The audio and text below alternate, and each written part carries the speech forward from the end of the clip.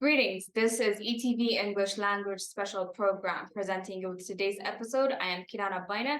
Thank you for joining us and do stay with the remainder of the program. Now, many of you may be well aware that ever since back in November 2020, the TPLF attacked the northern command of Ethiopia's army. The northern region of Ethiopia has been in turmoil, with the terrorist enterprise pilfering towns, harming civilians, and disrupting different kinds of infrastructure. The Ethiopian government, on the other hand, has shown its readiness for peace anytime, anywhere, going as far as declaring a unilateral ceasefire, one that was not reciprocated by the TPLF. Now, however, the Ethiopian army is said to be making positive progress, recapturing different towns, making sure that they receive the humanitarian aid that they were not able to access when they were under the TPLF. In the face of this, however, the Ethiopian government has come under fire from the West, its allies, including the United Nations. In today's program, we will be looking at this and some more with an Ethiopian diaspora and advocate, Hermela Brook, who's joining us via Zoom all the way from Paris, France.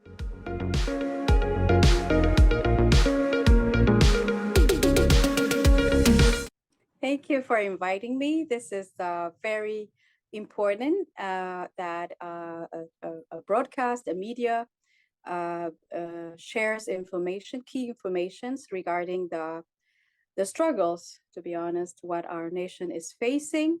And since it's in English, there is a lot of information going out from Ethiopia in Amharic. So since it's in English, a lot of people will be able to follow the situation from the ground. So thank you very much for making me part of this. All right, you're very welcome. So you've been obviously following the situation in the northern parts of Ethiopia closely. So my first question to you is going to be, what do you think of the whole current situation in the northern part of Ethiopia right now, particularly speaking of the conflict that's going on?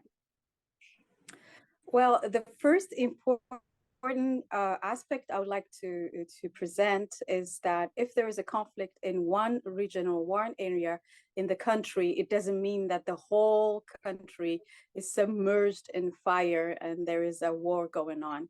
So I would like to define this situation as a clash.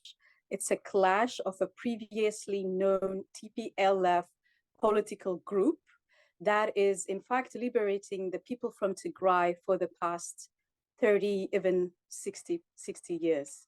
And even in power, after being in power from 1991 to 2018 now, when the current government came in, they are still claiming to liberate the people from Tigray. So that is a key information that the people have to understand. And this situation in the north has been provoked because this representatives of the party did not want to join the new reformed way of advancing the country and broadening, in fact, the scope, the political scope and the participants in this democratic approach of the reform, may it be political and so on and so forth. So the current situation is the third attack, provoked by the same group, the same situation repeating, but this time the population has already gathered, understood the nature of this group, and the reform that has been made for the National Defense Force came through with excellence because they are successfully operating the law enforcement mission. But humanitarily, of course, people are suffering. Of course, that is what keeping us up all night. We are here to advocate for people who are voiceless. The whole country, Ethiopia, is voiceless. There is an ongoing campaign of disinformation of the media cartel that is informing the international community of wrong fakery and disinformation, pure propaganda. So we're facing a psychological war, a physical war that is ending, a political and diplomatic war that is being conducted right now. Another thing that I actually want your opinion on is the Ethiopian army, like I said earlier, is making advances, but there is still peace talks going on. So I want to get your views on that, the fact that there's a peace talk and the Ethiopian government is advancing and also providing unfettered humanitarian access to the towns that it's recapturing. Let me get your general view on that. It's a long iron arm competition between who represents Ethiopia. Normally, it's the Ethiopian people. So the government actually has a very strong stand and is very successful in having the African Union to represent Ethiopia as an African nation. But there are a lot of other factors and a lot of other bigger interests that are intervening that normally should be just observers, but we see a lot of signs and we hear a lot of discussions around on how they are becoming actual participants when they are not invited. You've talked about actually other actors being engaged, but I want to talk about now the foreign intervention that we're facing and the narratives that are being, carried out by the different groups from the United Nations as well as allies of the West. And my question on that is actually, you've heard the speech of the United Nations Secretary General and as well as the United States representative to the UN a couple of days back. And in that regard, let me first ask you, how do you view the statement that they made? They're saying it's spiraling out of control and there needs to be immediate cessation of hostilities, when in fact, in the same stance that when the TPLF was making advances, even reaching to a town called Debrecen, they were quiet. And now since the Ethiopian government is making advance, a positive one at that. They're talking about ceasing hostilities and coming for a peace talk, which is actually happening either way. But Linda Thompson presented it as a conflict going on, the Ethiopian government at fault. So without saying much more, let's go over what Linda Thompson said. Linda Thompson Greenfield, in fact, she called for a closed meeting for the Security Council to find a resolution and to agree with all the votes from the different representatives of the international countries. The African countries were represented by 3. Gabon is the main leading the president. I'm not a UN person, but the Gabon was the one conducting the African side. So the American side was looking for an agreement from all the countries on a closed meeting to have a resolution on which they can make their interventions. So this is how they intervened in Libya. This is how they intervened in Syria and all the rest of the countries behind, thinking they are bringing democracy and human aid. I would like today for somebody, please name me one country where they intervened and where there is democracy and human aid as we speak. So I have observed, I have watched Linda's quick briefing after the meeting. I personally, I sense that there was a frustration on her side because mission not accomplished, but mission not accomplished for a democracy and human aid that is already been, that is already in Ethiopia. We have the population, the people of Ethiopia have already elected. They have a legal government representing them. There was, in fact, a rally just before the meeting in Ethiopia and all over the main cities in Europe. There are more rallies coming. People in Ethiopians who are living in the country and abroad are saying, hands off, no more intervention. We have seen it before, and you don't know the details of the situation in our country. We don't want you to intervene. People are saying, don't intervene, and that's what we are advocating for. But regardless, it seems that the Western advanced nations and pushed by the Americans, they are stuck in an old paradigm shift. I would like to state here that the old world is dead, the unilateral world where America and the Europe come and deduct, come and impose their interest-driven foreign policies on African nations and developing countries is over. Now we are going in a new multilateral world, and these are the signs of the stock paradigm shift that make millions pay with displacement, with death, with rape. All the situations are happening because they are not enabling, they are not empowering the government in place.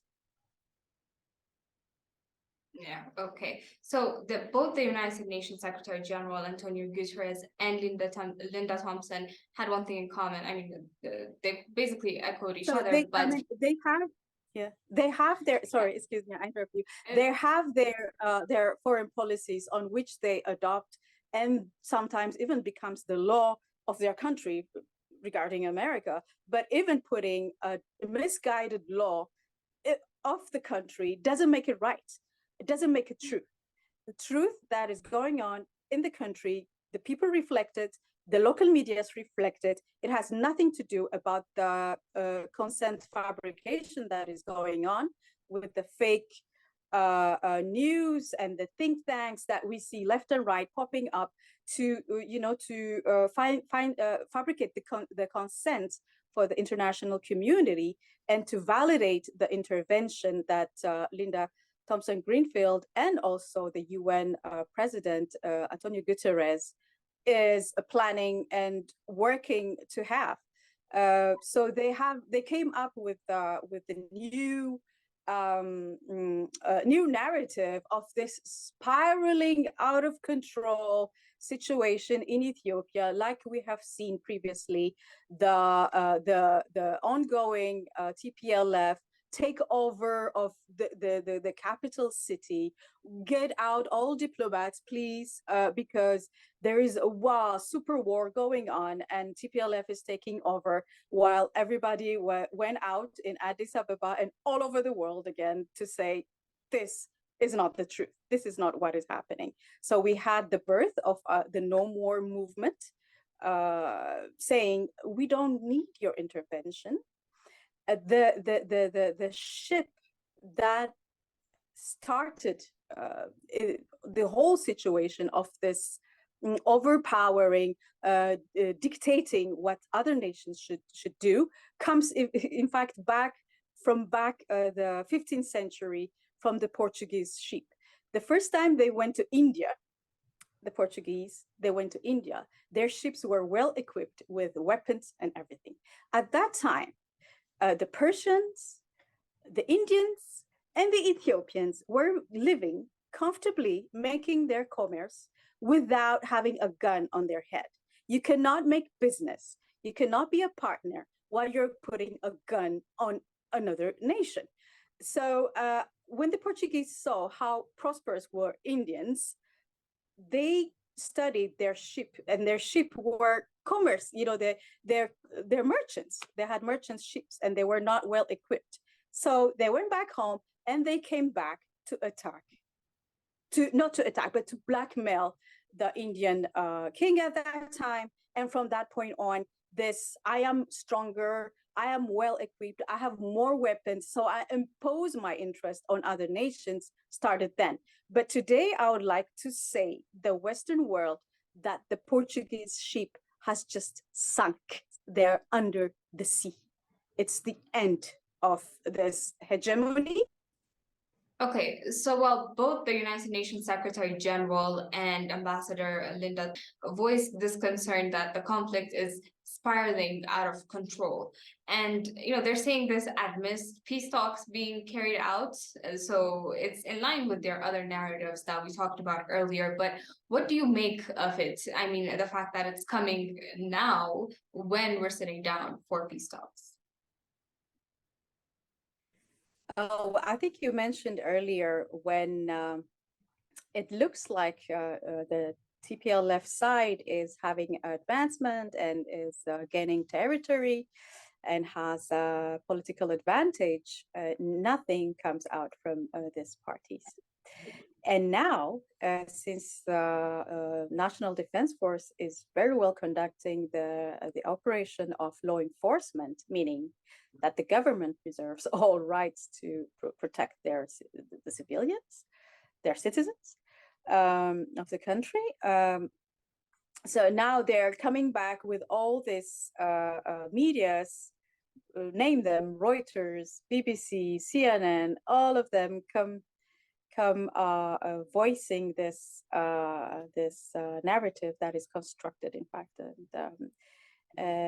In fact, they have the same words even, so they planned it, I guess, to say the same thing. They said the situation is spiraling out of control when, in fact, like you mentioned, the parties are gathering in South Africa to make peace talks, and the food is actually the humanitarian food that was held from the people of Tigray is being distributed at last. So the people are having a relief from the hardship and the horrors they were facing, plus the hunger. When they're finding this relief, I really find it very surprising that they come up with this it's spiraling out of control narrative. In fact, to be honest, what is really spiraling out of control is the European economy, the energy crisis coming up, the financial crisis also behind the corner, and the American politics. That is what is really spiraling out of control. That's right. So in her comments, actually, Linda Thompson, she said for all parties to sit down, to halt their hostilities. And the tone that they talk about the TPLF, the designated terrorists, and the Ethiopian government is as if they're on equal footing. So your comments on that, first of all. Well, you see, when how did the American politics and how did the Western world had hegemony when we go back since time of colonization? As in fact, these strategies that and tactics that are used to demoralize or to diminish the importance of a nation in regards of geopolitics aspects. So this tactics that are used, the tactic that is used right now here is called both sidism. So in putting in on the same level the aggressor and the protector brings the ability for the interventionists to play their cards. So it's a very famous tactic that they used, name it, in Afghanistan. Even they ended up with the Taliban in the government, and the American announced that they were very successful in their retreat from Afghanistan. But this both sidism puts on the same footstool a terrorist group that conducted heinous crimes against civilians, that was withholding food from their people, whom they say they still liberate after 60 years.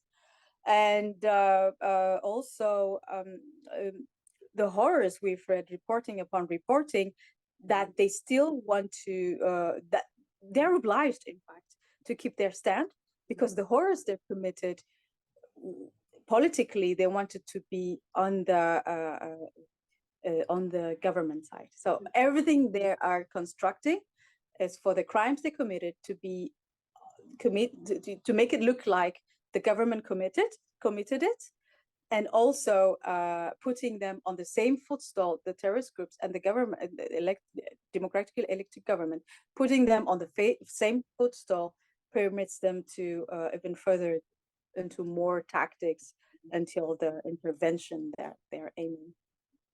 Yeah, well, these kinds of situations, these kinds of narratives that they're promoting every chance they get, it's kind of a push for military intervention or something of that sort that you touched upon earlier, which has left many countries a shell of their former selves. And everything that's being conducted by these forces is an infringement to the sovereignty of the Ethiopian nation, wouldn't you say? Well, unfortunately, when we go to Ethiopia, Ethiopia has been going on in lots of wars, a lot of invasions, but fortunately also, we are proud people who understood the force in unity. We have a very linked history to not being colonized, which is a very, very symbolic victory for our nation. Um, Even, we have stories, family stories.